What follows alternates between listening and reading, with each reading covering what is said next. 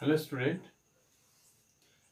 तो आज हम बात करने वाले हैं chemistry revision for neat and IIT JEE. ठीक है, तो इसमें मैं आज का टॉपिक जो लेके आया हूँ आपके लिए वो है GOC, general organic chemistry. Okay, basic organic chemistry के जो टर्म्स हैं, कुछ टर्म्स आज आपको बताने वाला हूँ मैं।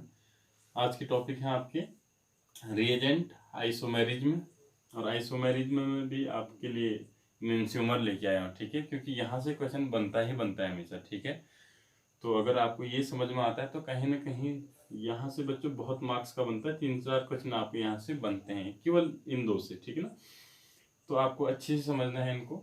ठीक है, चलिए स्टार्ट करते हैं। सबसे पहले रिएजेंट की बात करते हैं हम।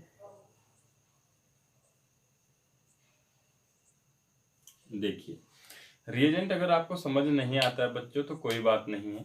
रिएजेंट मीन्स होता है जब रिएक्शन में कोई सबस्ट्रेट होता है, जो कोई मेन रिएक्टेंट होता है, ठीक है, उस रिएक्टेंट पे कोई चीज अटैक करती है, उस रिएक्टेंट पे जो सबस्ट्रेट जिसको हम बोलते हैं, जो आपका मेन रिएक्टेंट होता है, उस पर कोई चीज अटैक करती है। ठीक है, तो उसको ना बेसिकली जो उसके साथ रिएक्शन करती है उसको क्या बोलते हैं, हम रिएजेंट बोलते हैं। ठीक है, उसको क्या बोलते हैं, रिएजेंट बोलते हैं। अब रिएजेंट हम देखेंगे तो रिएजेंट दो टाइप के होते हैं आपके। ठीक है, रिएजेंट कितने टाइप के होते हैं आपके, 2 टाइप्स के होते हैं। ठीक है, एक होता है आपका इलेक्ट्रोफाइल, दूसरा आपका होता है न्यूक्लियोफाइल।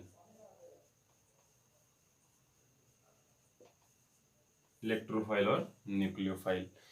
अब इसका क्या मतलब है, रिएजेंट दो टाइप के होते हैं आपके, इलेक्ट्रोफाइल एंड न्यूक्लियोफाइल, राइट। देखिए, इलेक्ट्रोफाइल, इलेक्ट्रोफाइल मतलब इलेक्ट्रॉन लविंग। इलेक्ट्रोफाइल मीन्स होता है लविंग। पहले ऐसे समझ चाहिए, इलेक्ट्रो मतलब होता है इलेक्ट्रॉन, दैट इज इलेक्ट्रॉन। ठीक है, इलेक्ट्रॉन प्लस लविंग, यानी जो इलेक्ट्रॉन को अट्रैक्ट करेगा या जो इलेक्ट्रॉन की तरफ अट्रैक्ट होगा। यानी इलेक्ट्रॉन कैसा है, नेगेटिव चार्ज, यानी इलेक्ट्रोफाइल कैसा होगा बच्चों, पॉजिटिव चार्ज होगा, पॉजिटिव चार्ज होगा। समझ में आ रही है बात। इलेक्ट्रोफाइल मतलब जो इलेक्ट्रॉन को की तरफ अट्रैक्ट होता है, इलेक्ट्रॉन लविंग होता है। तो इलेक्ट्रॉन लविंग, इलेक्ट्रॉन कैसा होता है, इलेक्ट्रॉन तो नेगेटिव होता है, इसका मतलब इलेक्ट्रॉन लविंग नेगेटिव चार्ज तो होगा नहीं, तो इलेक्ट्रॉन लविंग कैसा चार्ज होगा बच्चों, पॉजिटिव चार्ज। ओके, दूसरा न्यूक्लियोफाइल मतलब होता है न्यूक्लियस लविंग।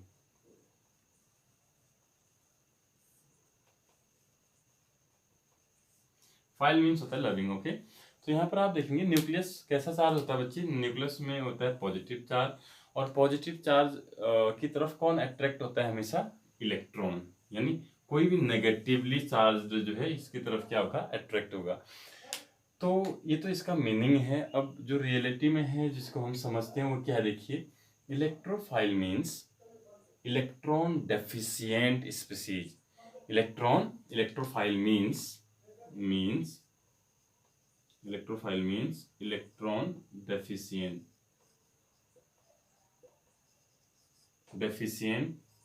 स्पीसीज। समझ में आ रही बात।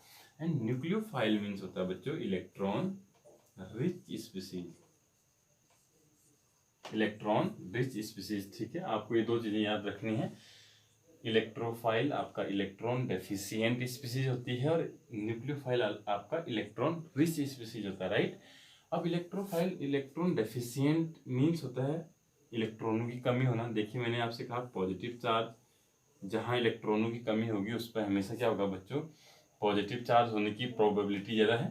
तो यहाँ पर ना इलेक्ट्रॉन डेफिशिएंट स्पीसीज आपके दो टाइप के होते हैं। इलेक्ट्रॉन डेफिशिएंट स्पीसीज आपके कितने टाइप से हो सकते हैं बच्चों, 2 टाइप्स। कैसे कैसे, देखिए, पहला type positively charge. Positively charge, कोई भी स्पीसीज अगर पॉजिटिव चार्ज है, यानी उसने इलेक्ट्रॉन डोनेट किया हुआ है, ध्यान से सुनिए इसको, अगर उसने इलेक्ट्रॉन डोनेट किया it means that is positively charged, so that will be electron deficient. अगर पॉजिटिव चार्ज है यानी इलेक्ट्रॉन की कमी है तो क्या होगा आपका, इलेक्ट्रॉन डेफिशिएंट होगा। ठीक है, दूसरा होता है बच्चों न्यूट्रल। अब न्यूट्रल स्पीसीज भी जो है आपके इलेक्ट्रॉन डेफिशिएंट हो सकते हैं। देखो कैसे, जैसे हमारे पास AlCl3, इसको समझने की कोशिश करिए। सबसे अच्छा एग्जाम्पल है Cl, अभी इसका प्रॉपर स्ट्रक्चर नहीं बना रहा हूँ, बस AlCl3 होता है, ऐसे कुछ लिख रहे हैं। एल्यूमिनियम के आउटरमोस्ट में 3 इलेक्ट्रॉन होते हैं, तीनों से शेयरिंग करता है, तो आउटरमोस्ट में 6 इलेक्ट्रॉन है। देखिए ऑक्टेट एल्यूमिनियम का कंप्लीट नहीं है। तो इस केस में देखिए बच्चों, that aluminium is electron deficient because it's octet is not completed, right. तो ये इसका ऑक्टेट कंप्लीट नहीं है एल्यूमिनियम का इस केस में, तो ये भी क्या है, इलेक्ट्रॉन डेफिशिएंट है, बट इट इज न्यूट्रल। ये कैसा है, न्यूट्रल है। और यहाँ देखिए बच्चों, जो आपके इलेक्ट्रॉन डेफिशिएंट होते हैं वो आपका positive, all positively charged atom और chemical species, all that they will be electron deficient और इलेक्ट्रोफाइल। और आपका किसी भी सेंट्रल एटम का अगर ऑक्टेट कंप्लीट नहीं होगा, या फिर उसमें कहीं ना कहीं ऑक्टेट कंप्लीट होने के बाद भी अगर पार्शली पॉजिटिव चार्ज आ रहा होगा, eight that time this neutral species will be the example of electrophile. ठीक है, तो ये कहानी समझ में आई। अभी इसके एग्जाम्पल लिख देता हूँ मैं थोड़ी देर में, पहले आप इसको समझिए, न्यूक्लियोफाइल। ठीक है, इलेक्ट्रॉन रिच होगा बच्चों यहाँ, यानी जहाँ पर इलेक्ट्रॉन क्या होंगे, बहुत सारे होंगे। ठीक है, तो इलेक्ट्रॉन देखिए दो केस में, या तो नेगेटिवली चार्ज्ड, देखो कोई भी अगर नेगेटिव चार्ज है इसका मतलब उसने इलेक्ट्रॉन रिसीव किया होगा, तो इलेक्ट्रॉन रिच होगा ही होगा वो। ठीक है ना। दूसरा होता है बच्चों, इसमें भी न्यूट्रल का केस होता है। ठीक है, देखिए इसमें भी आपका क्या होगा, न्यूट्रल आपका हो सकता है, having at least one lone pair of electron. देखो कोई भी स्पीसीज जिसके पास क्या हो, एटलीस्ट एक लोन पेयर ऑफ इलेक्ट्रॉन हो, और वो उसको क्या कर सकता हो, डोनेट कर सकता हो। ऐसा नहीं कि इलेक्ट्रॉन उसके पास लोन पेयर ऑफ इलेक्ट्रॉन तो है लेकिन डोनेट नहीं कर पा रहा है, ऐसा नहीं होना चाहिए। अगर कोई स्पीसीज क्या है, न्यूट्रल है और उसके पास लोन पेयर है और आसानी से डोनेट कर सकता है, at that time this species will known as nucleophile, neutral nucleophile. Okay, और नेगेटिवली जितनी भी चार्ज स्पीसीज आपकी होंगी, they all will be nucleophile. इतना समझ में आती है बात। चलिए अब मैं कुछ दोनों के एग्जाम्पल लिख देता हूँ आपके लिए। ठीक है, एग्जाम्पल लिखा हूँ, इसको अच्छे से नोट कर लीजिएगा, आप स्क्रीनशॉट वगैरह वगैरह ले सकते हैं अगर नहीं हो पा रहा है जल्दी। तो पहले थोड़ा सा बच्चों इसके कुछ एग्जाम्पल में, स्पेसिफिक एग्जाम्पल आपको बता दूं। देखिए पहले तो एक आपका पॉजिटिवली चार्ज्ड वाले होंगे, है ना, दूसरा न्यूट्रल, में एन लिख दे रहा हूँ यहाँ पे न्यूट्रल के लिए। यहाँ नेगेटिवली चार्ज वाले होंगे, और बच्चों क्या होंगे, यहाँ पर भी न्यूट्रल हो सकते हैं। ठीक है, तो देखिए पॉजिटिवली चार्ज बच्चों जैसे H पॉजिटिव है ना, और CH3 पॉजिटिव है, जितने भी आपको पॉजिटिव चार्ज स्पीसीज मिलेंगे सबको आप यहाँ रखने वाले हैं, ये ध्यान दीजिएगा। ठीक है, पॉजिटिव जो भी पॉजिटिव है, it means that will act as electrophile. वो कैसा एक्ट करेगा, इलेक्ट्रोफाइल की तरह एक्ट करेगा।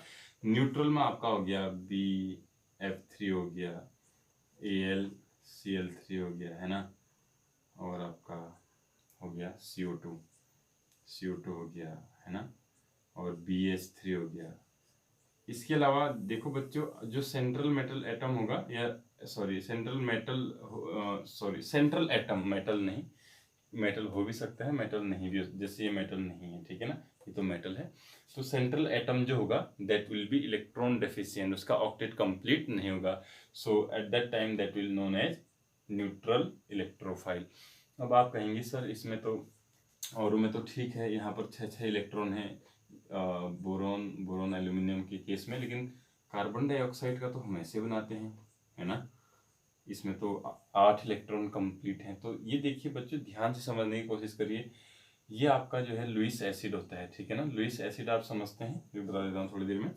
यहाँ इलेक्ट्रोनेगेटिविटी आप देखेंगे तो इलेक्ट्रोनेगेटिविटी का ऑर्डर बता रहा हूँ मैं आपको, ये बहुत जरूरी है, इसको याद रखना है आपने। फोन्च, FON, फोन जानते हैं ना, कॉल करने वाला फोन, फिर CH लगाना है उसमें, फोन्च इसको हम बोलते हैं, फोन्च, क्या बोलते हैं, फोन्च, राइट।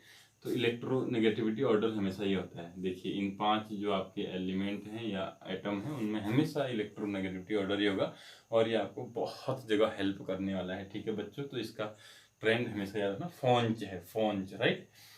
तो इसमें देखिए कार्बन और ऑक्सीजन है, इलेक्ट्रोनेगेटिव ज़्यादा कौन है, ऑक्सीजन की ज़्यादा इलेक्ट्रोनेगेटिविटी, तो यहाँ से इलेक्ट्रॉन खींचता है अपनी तरफ, तो स्लाइडली नेगेटिव। ये भी इधर को खींचता है कार्बन से इलेक्ट्रॉन, ये भी स्लाइडली नेगेटिव होता है बच्चों, ठीक है।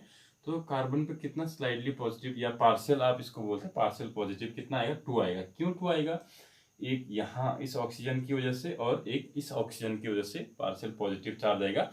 अब बच्चों कोई जो नेगेटिव स्पीसीज होती है ना, इस पे अटैक कर सकती है, समझ में आ रही बात।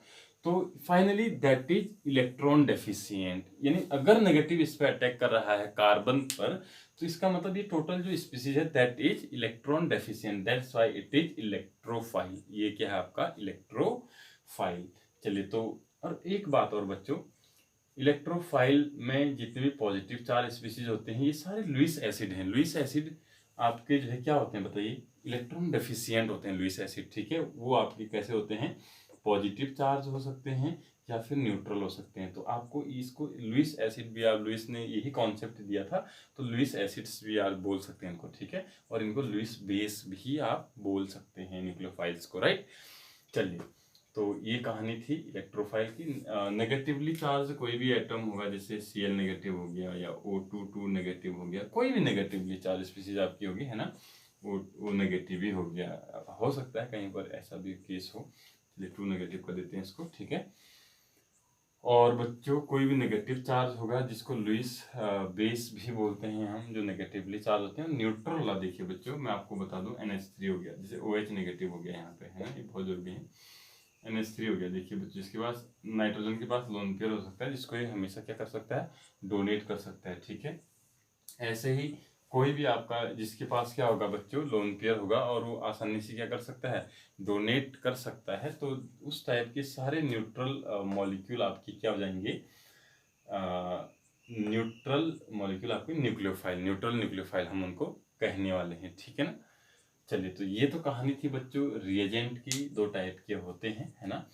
तो ये किस पे अटैक करेंगे, देखिए बच्चों, इन पर पॉजिटिव अटैक करेगा, इन नेगेटिव है तो पॉजिटिव ही अटैक करेगा। लेकिन हमेशा ध्यान देना, इलेक्ट्रोफाइल को ई पॉजिटिव से दिखाया जाता है और न्यूक्लियोफाइल को NU नेगेटिव से दिखाया जाता है, ये भी आपको याद रखना है, ठीक है।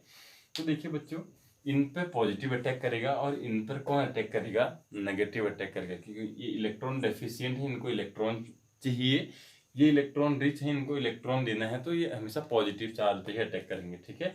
चाहे कोई किसी पे भी अटैक करे, देखो हो सकता है ये लाइटर हो, ये हैवी हो, तो ये यहाँ से यहाँ जा रहा है, ये इट में भी इलेक्ट्रोफाइल, इट में भी न्यूक्लियोफाइल, ओके। तो लेकिन हमेशा इलेक्ट्रॉन जहाँ से होते हैं बच्चों, जहाँ पर नेगेटिव होता है वहीं इलेक्ट्रॉन होते हैं। तो जो आपका अटैक दिखाया जाता है वो हमेशा कहाँ दिखाया जाता है, न्यूक्लियोफाइल यानी नेगेटिव वाले से या फिर हैविंग लोन पेयर वाले से। इलेक्ट्रोफाइल चाहे वो न्यूट्रल हो या फिर आपका पॉजिटिवली चार्ज हो, अटैक हमेशा यूं दिखता है, ऐसे दिखाया जाता है, ध्यान देना इस चीज़ का, ठीक है। कभी भी आप पॉजिटिव से नेगेटिव में आपका अटैक दिखा रहे हैं, दैट विल बी रॉन्ग, वो आपका गलत होगा। तो ये तो कहानी थी बच्चों आपका किसका, रिएजेंट की कहानी थी। थोड़ा सा आप इसको समझ गए होंगे। पॉजिटिव चार्ज सारे क्या होते हैं, इलेक्ट्रोफाइल होते हैं, इलेक्ट्रॉन डेफिशिएंट सारे इलेक्ट्रोफाइल होते हैं, इलेक्ट्रॉन रिच जो नेगेटिव चार्ज होंगे वो सारे क्या होंगे बच्चों, न्यूक्लियोफाइल होंगे, और जिनके पास लोन पेयर होगा, डोनेट कर सकते हैं, वो सारे क्या होंगे आपके, न्यूक्लियोफाइल होंगे, न्यूट्रल न्यूक्लियोफाइल होंगे, ठीक है। तो ये कहानी इतनी समझ में आती है बच्चों। चलिए, अब एक दो रिएजेंट का एग्जाम्पल लेके मैं कुछ ऑर्गेनिक के कंपाउंड यहाँ पर लिख रहा हूँ, और ये इम्पोर्टेंट भी है बच्चों, बहुत ज़्यादा इम्पोर्टेंट है। थोड़ा सा रिएक्टिविटी में कहाँ कहीं पर आता भी है, उसको आपने ध्यान में रखना है। जैसे हमारे पास एल्डिहाइड है, ये बहुत बार क्वेश्चन पूछा गया डायरेक्ट और इनडायरेक्ट वे में, इसलिए आपको जितने भी मैं यहाँ पर बताऊंगा बच्चों, वो सारे आपके लिए कंपटीशन एग्जाम के लिए बहुत ही जरूरी होंगे, एक एक शब्द आपके लिए बहुत जरूरी होगा, इसलिए बिल्कुल इसको कंसंट्रेट होके सुने, ठीक है। अपने पास एक कॉपी और पेन रखे बैठ जाएं आप अच्छे से टेबल में, टेबल चेयर लेके, राइट। तो यहाँ पर देखिए बच्चों, it suppose that it is aldehyde, ये आपका एल्डिहाइड है, कोई भी एल्डिहाइड हो सकता है, और हम दूसरा लेते हैं कीटोन। चलिए 3 चीज़ों से कंपेयर आपको मैं करा देता हूँ। कीटोन लेते हैं दूसरा, और तीसरा हम लेते हैं बच्चों, थर्ड वन हम लेते हैं एसिड, CH3C11, ऑक्सीडेशन वाली स्टेट है। चलिए एसिड लिया हमने, ठीक है बच्चों। तो अगर आप इनकी रिएक्टिविटी ऑर्डर देखें तो आप सबको मालूम होगा बच्चों, that is the reactivity order. इसमें सबसे रिएक्टिव होता है एल्डिहाइड, ठीक है, ये एल्डिहाइड है, एल्डिहाइड, फिर ketone, then acid, carboxylic acid है, ठीक है, एसिड लिख दिया मैंने। तो आप यहाँ पर देखेंगे तो इसमें जो आपका सबसे क्या है रिएक्टिविटी ऑर्डर जो है वो एल्डिहाइड की ज़्यादा होती है, देन कीटोन की थोड़ा उससे कम होती है और एसिड की और कम होती है, ठीक है। अब कुछ बच्चे यही नहीं समझ पाते हैं, रट तो लेते हैं उसको कि हाँ ऐसा ऑर्डर होता है, लेकिन क्यों ये नहीं समझ पाते। तो वहाँ पर देखिए बच्चों, मैं यहाँ रिएजेंट से कोरिलेट भी करा रहा हूँ और इसकी ऑर्डर भी मैं बता दे रहा हूँ, ठीक है। देखिए बच्चों, इसमें क्या स्पेशल है, देखिए देखो, कोई भी आपको मैं एक चीज बता दूं, कोई भी स्पीसीज ऑर्गेनिक बहुत सरल है बच्चों, अगर आप उसको समझ पाए तो। अगर एक भी कॉन्सेप्ट आपका अनछुआ रह जाए या समझ में ना आए बच्चों, ऑर्गेनिक गई काम से, ठीक है, बिल्कुल आप रटना पड़ेगा और आप कहेंगे ऑर्गेनिक से बेकार कुछ नहीं है। लेकिन अगर आप कॉन्सेप्ट समझते हैं तो ऑर्गेनिक से इजी तीनों केमिस्ट्री में कोई भी केमिस्ट्री नहीं होती है, फिजिकल, इनऑर्गेनिक और ऑर्गेनिक में, ध्यान देना इस बात का आप, ठीक है। तो यहाँ पर देखिए बच्चों, ये CH3CHO है, तो मैंने फोन्च आपको लिखा है, ये याद कर देना आपको, ठीक है बच्चों, FONCH, इलेक्ट्रोनेगेटिविटी ऑर्डर है, ये इंक्रीज कर रहा है इधर को, ठीक है। तो यहाँ पर देखिए कार्बन और हाइड्रोजन की नेगेटिविटी अप्रोक्सीमेटली क्या है, बिल्कुल इक्वल है ना। तो यहाँ पर अगर हम कार्बन और ऑक्सीजन में हाइड्रोजन में देखें तो ज़्यादा इलेक्ट्रोनेगेटिविटी डिफरेंस नहीं है, लेकिन अगर हम कार्बन और ऑक्सीजन में देखें बच्चों, ये तीन जो FON है, these are the most electronegative element of the periodic table, आपको मालूम है। तो यहाँ पर देखिए, ये ऑक्सीजन है, ये कार्बन है, ठीक है ना बच्चों। तो ऑक्सीजन अपनी तरफ इलेक्ट्रॉन खींचता है क्योंकि वो क्या है, इलेक्ट्रोनेगेटिव है ज़्यादा, तो उसके ऊपर स्लाइटली नेगेटिव यानी पार्शियल नेगेटिव चार्ज, इलेक्ट्रॉन हल्का सा ऑक्सीजन की तरफ क्या करते हैं, मूव करते हैं। तो उस टाइम पे इस कार्बन से इलेक्ट्रॉन जा रहे हैं तो it will contain partially positive और slightly positive charge. Got it? इतनी समझ में आती है बात बच्चों आपको? ठीक है। अब ये वाला देखिए, यहाँ पर भी सेम केस है, दोनों है, ऑक्सीजन नेगेटिव होगा स्लाइटली और कार्बन क्या होगा, it will be slightly positive. In case of acid यहाँ पर भी सेम होगा बच्चों, it will be slightly negative, it will be slightly positive. शायद यहाँ तक आपको कोई डाउट ना हो। अगर कहीं पर आपको कोई डाउट लगता है बच्चों, कमेंट में मुझे जरूर बताएंगे, कमेंट आपका जरूर रिप्लाई करने की कोशिश करूंगा, ठीक है। तो ये केस है, इतना समझ में आता है आपको, ठीक है। अब आगे देखिए बच्चों, तीनों तो केस सेम है। अब मैं क्या कर रहा हूँ, देखिए बाहर से एक न्यूक्लियोफाइल ला रहा हूँ। न्यूक्लियोफाइल यानी नेगेटिवली चार्ज स्पीसीज हो सकती है या फिर न्यूट्रल होगा बच्चों, हैविंग लोन पेयर, कुछ भी हो सकता है। चलिए नेगेटिव ही लेके आते हैं हम, ठीक है, एक ही बात है। अब कोई बच्चा कहेगा सर हम न्यूक्लियोफाइल क्यों लेके आए, इलेक्ट्रोफाइल क्यों नहीं लेके आए, है ना। That is the main question बच्चों। अगर यहाँ पर आपको ये क्वेश्चन करना का तरीका आ गया कि सर आप इसकी रिएक्शन न्यूक्लियोफाइल से, हमेशा इसकी रिएक्शन मैक्सिमम 99% टाइम बार बच्चों न्यूक्लियोफाइल से होते हैं, इलेक्ट्रोफाइल से नहीं होते हैं इनकी रिएक्शंस, ये ध्यान देना आप, ठीक है। अब ऐसा क्यों होता है देखिए, वो समझिए बच्चों। जिस टाइम यहाँ पर देखिए कार्बन और ऑक्सीजन है, अच्छे से समझना है आपको इसको, इसकी इलेक्ट्रोनेगेटिविटी ज्यादा है ना, ये अपनी तरफ इलेक्ट्रॉन खींच रहे हैं। यहाँ 8 इलेक्ट्रॉन ऑलरेडी कंप्लीट हैं ऑक्सीजन के, 1 2 3 4 5 6 7 8, 8 ऑलरेडी कंप्लीटेड है, ठीक है। लेकिन इलेक्ट्रोनेगेटिविटी ज्यादा होने की वजह से फिर भी वो अपनी तरफ इलेक्ट्रॉन खींचने की पावर रखता है बच्चों। तो फाइनली होता क्या है देखिए, इलेक्ट्रॉन ऊपर को मूव करना शुरू कर देते हैं, जिसको हम डाइपोल मूवमेंट भी बोलते हैं, ठीक है। इलेक्ट्रॉन ऊपर को मूव करना शुरू करेंगे तो यहाँ तो इलेक्ट्रॉन डेंसिटी बढ़ेगी। देखो 8 इलेक्ट्रॉन ही होंगे ऐसे भी इसके बाद, क्योंकि पूरा नेगेटिव तो हुआ नहीं है या ऐसा कुछ हुआ नहीं है, इलेक्ट्रॉन तो इसके पास 8 ही रहेंगे, लेकिन कहीं ना कहीं इलेक्ट्रॉन ऑक्सीजन की तरफ ज्यादा है, ठीक है। अब बच्चों इलेक्ट्रॉन तो कार्बन के पास भी 8 हैं, 1 2 3 4 5 6 7 8, 8 है। लेकिन अगर कार्बन के इलेक्ट्रॉन ऑक्सीजन की साइड जाते हैं तो कार्बन पर इलेक्ट्रॉनों की क्या हो जाएगी, डेफिशिएंसी हो जाएगी, ठीक है। ये इलेक्ट्रॉन हल्का सा रिच हो गया बच्चों और ये डेफिशिएंट हो गया, ठीक है ना। तो हमेशा ध्यान देना, जब ऐसी कभी कंडीशन आती है तो वहां पर जो है ये जो कार्बन है बच्चों, ये इलेक्ट्रॉन डेफिशिएंट हो जाता है। इसके पास तो इलेक्ट्रॉन है लेकिन इसके पास इलेक्ट्रॉनों की क्या होगी है, कमी होगी है। अगर कमी होती है तो ध्यान देना, इस पे कोई भी नेगेटिव चार्ज अटैक कर सकता है आसानी से, क्योंकि इस पे इलेक्ट्रॉनों की क्या हो चुकी है, कमी। तो ध्यान देना, these are known as carbonyl compound because these all compound contain C double bond O group, right. Carbonyl मतलब CO ग्रुप कंटेन जो करते हैं उनको कार्बोनाइल कंपाउंड बोलते हैं।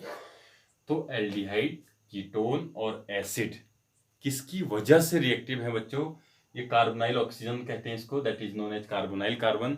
These are reactive due to carbonyl carbon, ये किसकी वजह से रिएक्टिव होते हैं, हमेशा कार्बोनाइल कार्बन की वजह से ही रिएक्टिव होते हैं। Because in these cases the carbonyl carbon is electron deficient, इसके पास क्या होती है, इलेक्ट्रॉनों की कमी होती है। तो इस पे कौन अटैक कर सकता है बच्चों, न्यूक्लियोफाइल अटैक कर सकता है, यहाँ अटैक कर सकता है, यहाँ अटैक कर सकता है, या फिर इस कार्बन पे अटैक कर सकता है। तो अब हल्का सा समझ में आ रहा है, इट इज क्या है बच्चों, ये बताइए, ये इलेक्ट्रोफाइल है न्यूक्लियोफाइल, आप कमेंट में बताइएगा मुझे, ठीक है।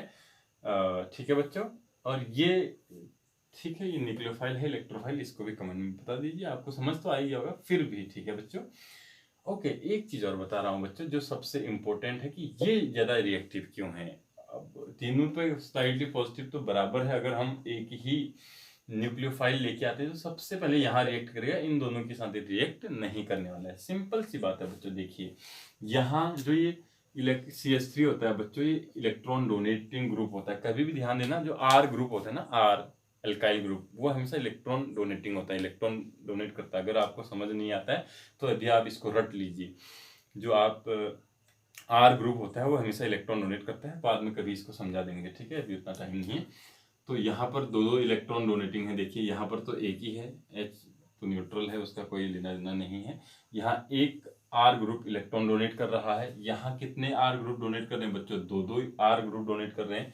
और यहाँ देखिए एक R ग्रुप डोनेट कर रहा है। और दूसरी बात बताऊँ मैं आपको, जो ये लोन पेयर है ना बच्चों, ये पूरा रेजोनेंस के थ्रू यहाँ पर जो है डोनेट करता है कार्बन को। बात समझ में आई, यहाँ इलेक्ट्रॉन डेफिशिएंसी है, ऑक्सीजन अपना इलेक्ट्रॉन ही कार्बन को दे देता है।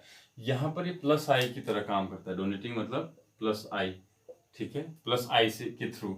यहाँ पर भी बच्चों प्लस आई, ये भी आपका प्लस आई, और ये आपका प्लस आई CH3, और ये आपका प्लस M या प्लस R भी आप इसको बोलते हैं। चलिए R बोल दीजिए इसको फिलहाल, M मत बोलिए। रेजोनेंस इफेक्ट होता है, रेजोनेंस के थ्रू जो है इलेक्ट्रॉन क्या कर देता है, डोनेट कर देता है। अगर बच्चों I और R में आप डोमिनेटिंग इफेक्ट देखेंगे तो हमेशा रेजोनेंस इफेक्ट ही विन करता है। उसका रीजन क्या होता है, देखिए यहाँ से सिंगल बॉन्ड के थ्रू हल्के से इलेक्ट्रॉन शिफ्ट होते हैं, टोटल इलेक्ट्रॉन ट्रांसफर नहीं होते हैं बच्चों, है ना, हल्के से शिफ्ट होंगे, देने की कोशिश करेंगे, क्योंकि यहाँ पर कमी है इलेक्ट्रॉन की। इस केस में भी वही होगा, इस केस में भी वही होगा, लेकिन इस केस में बच्चों टोटल इलेक्ट्रॉन अपना एक इलेक्ट्रॉन डोनेट कर देता है। तो बताइए, इलेक्ट्रॉन तो यहाँ पूरे मूव हो रहे हैं, इसका मतलब ये डोमिनेटिंग इफेक्ट होगा कहीं ना कहीं R वाला, ठीक है। तो देखिए बच्चों क्या होता है, न्यूक्लियोफाइल उसी कार्बन पर अटैक करेगा इन तीनों में से जहां पर पॉजिटिव चार्ज सबसे ज्यादा होगा। यहाँ पर देखिए I काम कर रहा है, एक ग्रुप I है जो यहाँ पर जो है इलेक्ट्रॉन डेंसिटी डिक्रीज करा दे रहा होगा, हल्का सा कम करा दे रहा होगा, क्योंकि इलेक्ट्रॉन दे रहा है उसको, ठीक है। यहाँ पर और कम कर रहा होगा बच्चों, इलेक्ट्रॉन डेंसिटी बढ़ा दे रहा होगा, देखिए इसके पॉजिटिव चार्ज को थोड़ा सा कम कर रहा था ये। यहाँ पर इलेक्ट्रॉन यहाँ से भी दे रहा है, यहाँ से भी दे रहा है, तो इसके पॉजिटिव चार्ज को और कम कर देगा वो। पॉजिटिव चार्ज को कम करने का मतलब उसकी जो इलेक्ट्रोफिलिसिटी है वो डिक्रीज हो जाएगी, क्योंकि उस पर पॉजिटिव चार्ज कम हो जाएगा तो न्यूक्लियोफाइल अटैक नहीं कर सकता उसके बाद। यहाँ देखिए बच्चों, ये प्लस आई तो इस पे इलेक्ट्रॉन बढ़ा ही रहा होगा, लेकिन यहाँ से तो टोटल ही इलेक्ट्रॉन ट्रांसफर कर देता है। और ट्रांसफर अगर करेगा तो इस पे कहीं ना कहीं बच्चों स्लाइटली जो पॉजिटिव चार्ज है, पार्शियल पॉजिटिव चार्ज, वो बहुत ही डिक्रीज कर जाता है, बहुत कम हो जाता है।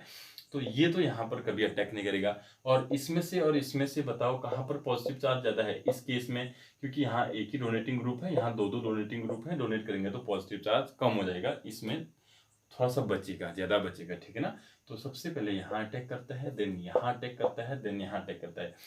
बात समझ में आई बच्चों। तो एल्डिहाइड सबसे reactive, then ketone, then carboxylic acid, reactivity order. और ये रिएक्टिव क्यों होती हैं, these all species are reactive due to the electron deficient carbonyl carbon, got it. इसी की वजह से क्या होते हैं, रिएक्टिव होते हैं। So that is all about reagent and it's example, right. तो मैंने आपको अच्छे से एग्जाम्पल सहित आपको बता दिया है, ये भी आपका बहुत बार पूछा गया है बच्चों एग्जाम में। चलिए, तो जीओसी अभी है तो हम ज़्यादा डीप में नहीं जाएंगे, क्वेश्चन कैसे कैसे ज़्यादा हाई लेवल के क्वेश्चन नहीं करेंगे हम, ठीक है। जैसा जीओसी में बताया जाता है बच्चों, में केवल उतना ही बता रहा हूँ और यहाँ से भी क्वेश्चन आते ही आते हैं। चलिए, आज रिएजेंट के बारे में इतना ही करते हैं, आगे बढ़ते हैं आइसोमेरिज्म। देखो बच्चों, आइसोमेरिज्म में केवल आपको इनएंशियोमर आपको आज बताने वाला हूँ, क्योंकि यही सबसे ज़्यादा पूछा जाता है और स्टीरियो का टाइप है ये, ठीक है। स्ट्रक्चरल होता है और स्टीरियो होता है, क्या डिफरेंस होता है आपको समझ में आना चाहिए, ठीक है। अगर आप चाहते हैं कि आपको अच्छे से क्लियर हो जाए तो आप मुझे कमेंट में बता दीजिएगा कि सर आप इसमें भी एक वीडियो बना दीजिए करके, स्टीरियो और स्ट्रक्चरल में क्या डिफरेंस होता है, तो वो भी मैं बना दूंगा, कोई दिक्कत नहीं है। फिलहाल हम इनएंशियोमेरिज्म पढ़ेंगे, ठीक है। इनएंशियोमेरिज्म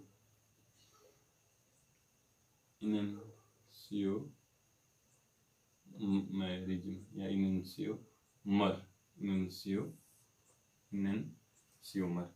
देखो बच्चों, इनएंशियोमर क्या होते हैं, ठीक है। इनएंशियोमर स्पेलिंग देख लेना।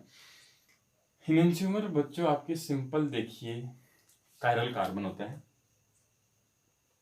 देखो इतना तो आपका, अगर नीट वगैरह की प्रिपरेशन आप कर रहे हैं आईआईटी की, तो बच्चों इतना तो आपको ऑलरेडी मालूम होना चाहिए, ठीक है। फिर भी चलिए मैं समझा देता हूँ। अ कार्बन हैविंग 4 डिफरेंट ग्रुप, ठीक है। एक ऐसा कार्बन जिसके पास चारों ग्रुप आपके क्या हो बच्चों, अलग अलग हो। ये आपका फ्रंट में है और एक ऐसा बच्चों बैक साइड है। ये आपको टेट्राहेड्रल स्ट्रक्चर आता ही होगा। चलिए मैं एक बार सिखा देता हूँ सारे बच्चों को जल्दी से। जो ये स्ट्रक्चर मैंने बनाया है बच्चों, कुछ ऐसा है ये स्ट्रक्चर, इसको समझना जरूरी है। अगर आप टेट्राहेड्रल स्ट्रक्चर नहीं समझ सकते हैं, CH4 या फिर कार्बन का जो स्ट्रक्चर होता है टेट्राहेड्रल आइडियल स्ट्रक्चर, तो बच्चों आप कुछ नहीं कर सकते हैं। आप ये ध्यान देना, क्योंकि ऑर्गेनिक तो पूरी इसी पर डिपेंड होती है, राइट। स्ट्रक्चर जरूर समझना आप। जब 4 सिंगल बॉन्ड होते हैं कार्बन के और चारों ग्रुप सेम होते हैं, ठीक है, चारों ग्रुप अगर सेम होते हैं या लगभग सेम होते हैं बच्चों, तो ऐसा होता है। देखिए एक वी ऐसे होता है, एक परपेंडिकुलर भी डाउन साइड को होगा, लेकिन इसके ये ऐसे है तो ये ऐसे होगा, परपेंडिकुलर होगा, ठीक है ना। ये ऐसे है तो ये ऐसे होगा, ठीक है, अपोजिट होगा और परपेंडिकुलर होगा एक दूसरे पे, ठीक। और हर बॉन्ड एंगल 109.28 मिनट्स का होता है, ठीक है। तो जो ये बनाया हुआ है, ये कैसे बनाया देखिए आप, हल्का सा इसको ऐसे कर देंगे तो ये वाला हल्का सा ये ऊपर आया है, ये वाला, और ये यहाँ है देखो बच्चों। और जो ये वाला है ना ये बच्चों ब्लू मार्कर, ये फ्रंट वाला है, और ये जो है ये बैक साइड वाला। तो ये 3D को 2D में दिखाने का जो है आपका कौन सा प्रोजेक्शन कहलाता है, वेज प्रोजेक्शन कहलाता है ना। तो आप इसको क्या करेंगे देखिए, यहाँ से अगर एक लाइन आप प्लेन खींचते हैं, इमेजिनरी प्लेन, तो आपका ये और ये कट जाएंगे, यानी ये कटेगा और ये वाला जो भी अभी ग्रुप होंगे इसमें वो कट जाएंगे। बाकी ये और ये आपके रिफ्लेक्ट हो जाएंगे, यानी ये ग्रुप अलग अलग हो सकते हैं, सेम हो सकते हैं। That is the tetrahedral structure, ठीक है। ये आपको समझ में आ गया हो उम्मीद करता हूँ, राइट। तो बच्चों कायरल कार्बन एक ऐसा कार्बन होता है जिसमें आपके चारों ग्रुप क्या होते हैं, अलग अलग होते हैं। जैसे ये Cl है और ये Br है आपका, ये है आपका CH3 है और ये आपका CH3 CH2 है, ऐसा कुछ है, ठीक है। ठीक, तो that carbon is known as chiral carbon. देखो, a carbon having 4 different group is known as chiral carbon, और एसिमेट्रिक सेंटर भी हम इसको बोलते हैं। ध्यान देना, कायरल कार्बन बोलते हैं इसको, या फिर एसिमेट्रिक सेंटर बोलते हैं। एसिमेट्रिक मतलब जिसमें सिमेट्री नहीं होती है, सब चीज अलग अलग है तो कहाँ से सिमेट्री होगी, बात समझ में आ रही ना बच्चों। चलिए, अब क्या होता है कि इसका मैं मिरर इमेज बना रहा हूँ, ध्यान से समझिए इसको। कुछ बच्चे मिरर इमेज में भी प्रॉब्लम क्रिएट करते हैं, पता नहीं क्या समझ में कैसे नहीं आता है। एक बार इसको देख के समझिए। कार्बन यहाँ पर मैंने मिरर रख दिया तो सामने दिखेगा, तो कैसे दिखेगा, ये तो ऊपर ही दिखेगा। CH3 कहाँ है, ऊपर है, तो हम जैसे सामने मिरर में देखेंगे तो हमारे हेड ऊपर है तो ऊपर ही तो दिखेगा, है ना। अगर ये आपका फ्रंट साइड है, ये वाला हैंड, तो ये यहाँ पर भी कहाँ दिखेगा, फ्रंट साइड दिखेगा कि नहीं दिखेगा। तो यहाँ पर देखो बच्चों, जो Br है वो भी कहाँ है, फ्रंट साइड है। अब कुछ बच्चे कहते हैं, अभी मैं एक और बताऊंगा इसका, तो आप कंफ्यूज मत करना उसमें। ये फ्रंट साइड है बच्चों, तो ये Br भी कहाँ होगा, हमेशा फ्रंट साइड होगा। ये H बैक साइड है तो H बैक साइड होगा। लेकिन ये कहाँ है बच्चों, लेफ्ट साइड है, तो ये कहाँ दिखेगा, उधर राइट साइड में आपका C2H5, ठीक है, C2H5 यहाँ दिखेगा आपका, ठीक। अब मैं एक चीज और इसी में बता देता हूँ। देखिए that is two mirror image, ये इसका मिरर इमेज है बच्चों। लेकिन अगर आप देखेंगे ना बच्चों, ये दोनों अलग अलग हैं, ये 1 है ये 2 है, दोनों की प्रॉपर्टीज अलग अलग होती हैं, ठीक है। देखिए इसमें आपका ये मिरर इमेज तो दिख रहे हैं, आपको ऐसा लग रहा है कि एक दूसरे बिल्कुल सेम जैसे लग रहे हैं, मिरर इमेज हैं क्योंकि, लेकिन ये एक दूसरे पे ओवरलैप नहीं होते हैं बच्चों। ओवरलैप का मतलब, अगर आप ध्यान से सुनिए, इसको उठा के ले जाइए ऐसे करके, यहाँ से ऐसे करके इसको ले जाएंगे, यहाँ से पलटेंगे इसको, ठीक है। यहाँ फ्रंट में कौन था, बी आर। अगर आप इसको पूरा पलटेंगे बच्चों, 180 पलटना है आपने, देखो ये यहाँ है तो इसको यहाँ करना है ना, तो 180 करेंगे तो ये इधर है अगर बी आर, तो बी आर बैक साइड चले जाएगा। तो जब आप पलटेंगे इसको तो बी आर कहाँ होगा, बी आर बैक साइड होगा। और यहाँ बी आर कहाँ है, देखिए ये जो डार्क लाइन है ये फ्रंट है, तो समझ रहे ना, इसमें बी आर अगर इसको पलटेंगे तो बैक साइड चले जाएगा। तो ये दोनों ना स्ट्रक्चर अलग अलग हैं बच्चों, ओवरलैप नहीं करते हैं। तो क्या बोलते हैं, mirror image non superimpose, या ओवरलैप या सुपर इम्पोज बोलते हैं इसको। Non superimposable mirror image are known as enantiomers. जो आपके non superimposable mirror image होते हैं, दीज आर नोन एज, उनको हम क्या बोलते हैं, इनएंस्यूमर बोलते हैं। आई बात समझ में, ठीक है बच्चों। और एक चीज और ध्यान देना, अगर किसी भी मॉलिक्यूल, चाहे वो कितना भी बड़ा मॉलिक्यूल हो, अगर उसमें केवल एक ही कायरल सेंटर है, एक ही कार्बन ऐसा है जिसके चारों ग्रुप क्या हैं, अलग अलग हैं, तो 100% दैट विल पजेज इनएंस्यूमर। उसका केवल एक ही मिरर इमेज बनता है बच्चों, हमेशा इस बात का ध्यान देना। 100% का आपका क्या बनेगा, इनएंस्यूमर बनेगा ही बनेगा। केवल एक कार्बन की बात कर रहा हूँ, 2-3 में तो कुछ डाइस्टीरियो आइसोमर भी बन सकता है, कुछ और भी बन सकता है, ठीक है, होमोमर वगैरह वगैरह बन सकता है आपका। लेकिन अगर एक ही कायरल सेंटर होगा तो उसका हमेशा इनएंस्यूमर ही बनता है बच्चों, ये ध्यान देना, ठीक है। तो ये कहानी आपको समझ में आती है। लेकिन अब कभी कभी क्या आता है कि क्वेश्चन में दिया होता है, ये दिया होगा और आंसर में आपका 1 2 3 4 करके अलग अलग स्ट्रक्चर दिए होंगे और बताओ कहेंगे कि जो ये आपका क्या है, ये जो कंपाउंड है इसका मिरर इमेज कौन सा होगा, है ना, या इसका होमोमर कौन सा होगा, ऐसे करके आपको बताना होता है बच्चों। तो मैं आपको उसके लिए जो है एक क्या बता रहा हूँ बच्चों, आर एस नोमेनक्लेचर होता है, आपको मालूम ही होगा ये। आर एस नोमेनक्लेचर थोड़ा सा कर देते हैं इसका, अगर ये आर आ रहा है तो ये एस आएगा, अगर ये एस आ रहा है तो ये आर आएगा, जिससे ये मालूम चलता है कि दोनों चीज़ें क्या हैं, अलग अलग हैं। बात समझ में आती है इतनी। चलिए, तो उसके लिए कुछ आपके कंडीशंस होते हैं। सबसे पहले जो देखो बच्चों, और कंडीशन हो ना हो, लेकिन एक कंडीशन याद रखना, जो जो बैक साइड होना चाहिए वो सबसे छोटा ग्रुप होना चाहिए। जैसे अब ग्रुप को कैसे डिटेल में बाद में कभी बता दूंगा मैं, अभी आर एस नोमेनक्लेचर कभी डिटेल में बता दूंगा मैं, ठीक है, जल्दी ही। अभी देखिए बच्चों, जिसका एटॉमिक नंबर सबसे पहले आता है, जैसे यहाँ पर ब्रोमीन है तो उसको 1 देते हैं, इसको 1 मानेंगे हम। उसके बाद देखो बच्चों, यहाँ पर कार्बन है और कार्बन से कार्बन जुड़ा हुआ है, यहाँ पर केवल एक ही कार्बन है, उसे हाइड्रोजन जुड़े हैं, तो इसको 2 मानेंगे, इसको 3 और इसको 4, ठीक है। और फोर्थ ग्रुप की कंडीशन होती है कि वो कहाँ आए, बैक साइड आए, यानी वो डैश डैश वाले लाइन में आए। तो आया हुआ है, यहाँ पर आया है। तो अब आपको 1 2 3 करना है, 4 को नेग्लेक्ट करना है। क्लॉकवाइज घूमेगा तो आर होता है, एंटी क्लॉकवाइज घूमेगा तो एस होता है। तो देखिए बच्चों, 1 2 यहाँ है, 3 यहाँ, तो 4 को नेग्लेक्ट करना है, 1 2 3। तो कैसे घूम रहा है, क्लॉकवाइज। जब भी क्लॉकवाइज घूमता है तो उसको आर नोमेनक्लेचर बोलते हैं, ठीक है। और बच्चों इसका 100% एस होगा, क्योंकि ये दोनों कंपाउंड क्या है, अलग अलग हैं, तो इसका एस होना जरूरी होता है, ठीक है। चलिए करते हैं इसको भी। इसको 1 किसको देंगे, बिल्कुल ब्रोमीन को देंगे। 2 किसको देंगे, ये 3 किसको देंगे, इसको। और 4 सबसे छोटे ग्रुप को, एच एटॉमिक नंबर 1 होता है इसका। तो इसमें वही कंडीशन फुलफिल कर रही है ना, कि फोर्थ ग्रुप कहाँ है, बैक साइड है, बिल्कुल ठीक है। अब घुमाइए इसको 1 2 3, देखिए कैसे घूम रहा है बच्चों, एंटी क्लॉकवाइज जब भी घूमता है उसको बोलते हैं एस। क्या बोलते हैं, एस। इसका मतलब बच्चों, ये दोनों जो कंपाउंड हैं वो अलग अलग है, दोनों कंपाउंड क्या हैं, अलग अलग हैं। सो दीज टू क्या क्या बोलेंगे, non superimposable mirror image are known as enantiomers. These two non-superimposable mirror image are known as enantiomer. Non-superimposable है लेकिन कैसे हैं, मिरर इमेज हैं। तो इसको इनेंशियोमर बोलते हैं। ठीक है बच्चों, तो इसी बात का आपने थोड़ा सा ध्यान देना है। अगर कंपाउंड में केवल एक ही क्या है, काइरल सेंटर है, तो उसका 100% आपका, अगर वो आर है तो एस बनेगा, एस है तो आर बनेगा, एक ही उसका मिरर इमेज बनने वाला है। ठीक है ना, यानी 2 आइसोमर बनेंगे, इनेंशियोमर बनेंगे उसके हमेशा। ठीक है, चलिए बच्चों, आज हम इतना ही करते हैं।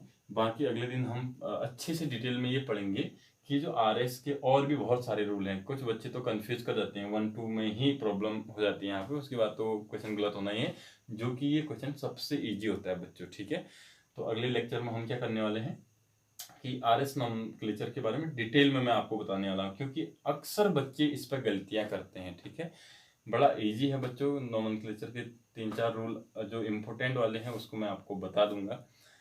चलिए ठीक है, प्रैक्टिस करते रहिए बच्चों। All the best for your NEET and JEE examination preparation, right. अच्छे से प्रिपेयर करिए, जरूर आपको सफलता मिलेगी। अगर आप देखिए, कर्म प्रधान विश्व रचि राखा बच्चों, कर्म करेंगे। आप साइंस वाले हैं तभी आप IIT JEE की तैयारी कर रहे हैं, आप अच्छे से समझते हैं। अगर हम कर्म करेंगे तभी हम कुछ कर पाएंगे, तभी चारों ओर हमारे साथ वो चीज़ें घटेंगी जो हम करना चाहते हैं, राइट। कर्म नहीं करेंगे यानी हम नहीं पढ़ेंगे, नहीं फोकस करेंगे, तो कुछ नहीं होने वाला है। बैठे बैठे 3-4 साल कट जाए।